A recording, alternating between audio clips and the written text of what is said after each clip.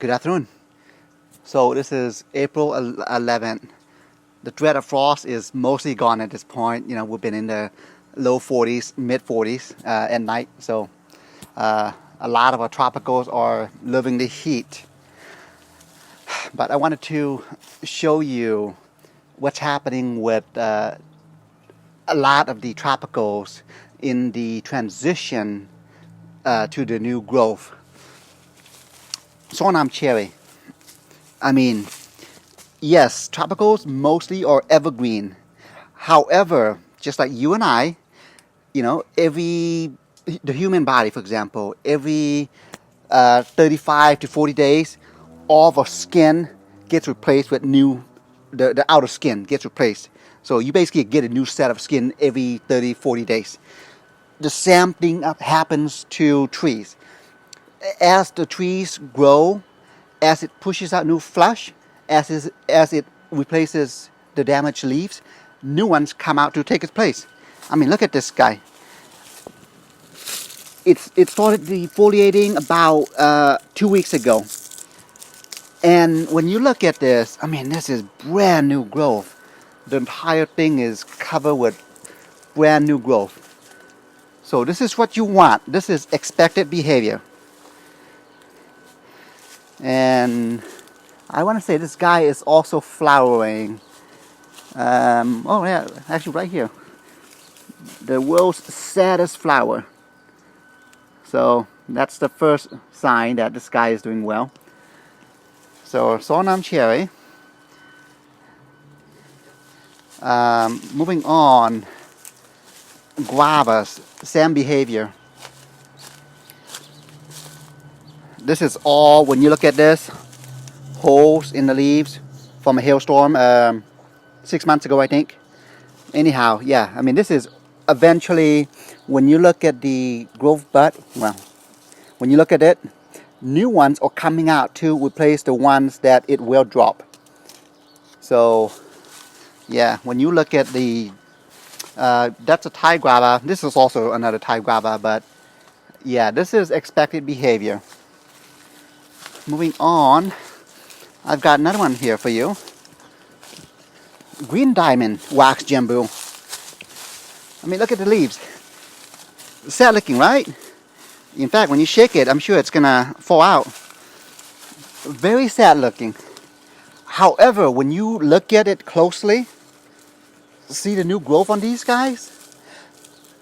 New leaves are going to come out.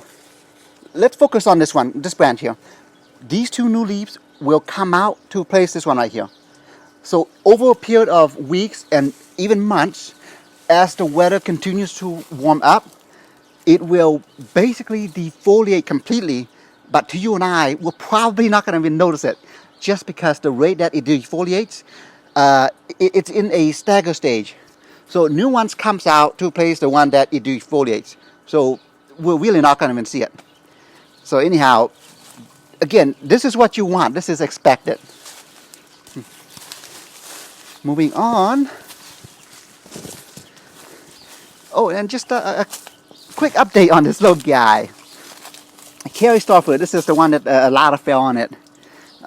When you look at it, see that? It's coming back up. That little growth right there. So, anyhow, yeah. It should make can't really focus on it, but anyhow, there's a new growth that's coming out. When you look at a lot of the tropicals, BQ longin, it is flushing out new growth left and right. Look at the top.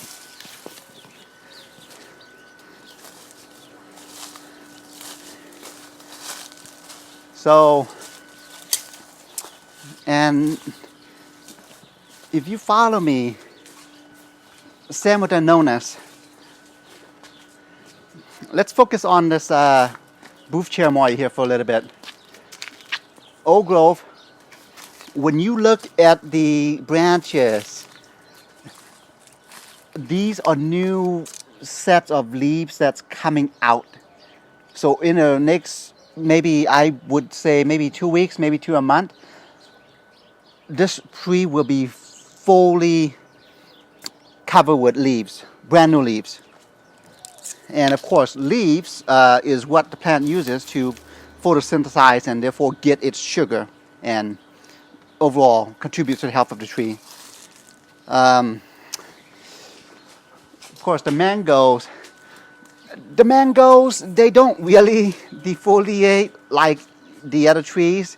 Instead, new branches basically just grow out on top of the existing ones. It just grows in a storied.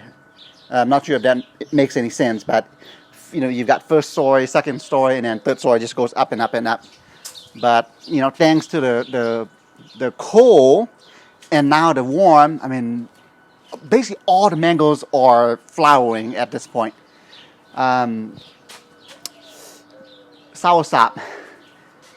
When I first took it out from the heated greenhouse, this guy was fully loaded with leaves. But of course, it started defoliating and new ones starting to shoot out to replace all the depleted leaves. Have a better example here for you. These two soursops are in the process of replacing its leaves. In fact, if you come closer, I've got some right here that you can take a look. I mean, there's nothing wrong with these leaves. These are awesome looking leaves, right? But then when you look at the branches, when you look at the new leaves that's coming out to replace the old ones. So this is all normal behavior. Here's the Gaffnum. I mean, this guy is, I don't see any old leaves on it at all. It's defoliated completely, and this is all brand new growth. So I'll take you to the front where I've got a few more trees that are a bit more obvious. Here's the front. Starfruits, Kerry starfruits. Probably the world's most dramatic tropical fruit trees. Any little change in climate, any wind factor, they tend to overreact. So about a month ago, we had a windstorm basically that just came in and blew all the leaves out. This is what you're seeing here. This is all the leaves that were affected by the wind. So it looks pretty sad, right? However, when you look at the new leaves, when you look at the branches, you've got new ones that are coming out to replace the old dead leaves. I know it's a bit hard to focus using the camera, but when you look at some of the branches, I mean, I see new growth coming out to replace them. So this is, and in fact, this particular tree, I mean, new flowers are coming out to replace it. Same with this big guy here, another Kerry. Yeah, the wind just came and just tore all the leaves out. But in fact, we've missed some fruits up there. There's a couple of fruits hanging. But the whole thing will be fully covered with leaves in the next month or so as the temperature warms up. So what you want to do is right around this time when it's pushing out its new growth, you want to water it consistently. I mean, right now is the time for you to fertilize the trees and also ensuring consistency of water. And this is what happens when you don't.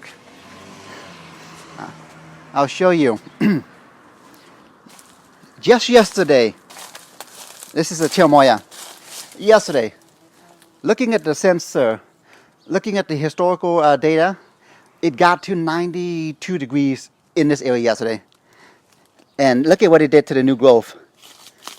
I'll just plug this guy up for you. I mean, that is just sun damage. So which tells me I need to be a bit more consistent in watering this area. So, I mean, it just happens. I mean, we normally don't get to the 90s until May, but This is the beginning of April, and it again in this spot it was 92 degrees. So, which is why it also affected the Manila mango, and hence my shade cloth here. But everything else seems to be enjoying the heat though. Kahalongan, bunch of new growth. Even the lychee, this is a Hak-ip lychee. I see minimal effects of the sun yesterday. In fact, the whole idea behind the placement of this lychee is I was hoping that as the leaves grow on the cherimoya that it'll give it some afternoon protection, but we'll see. So anyhow, just again, this is the perfect time for you to begin the watering schedule, and also fertilizing your tropical fruit trees. So anyhow, all right, have a good afternoon.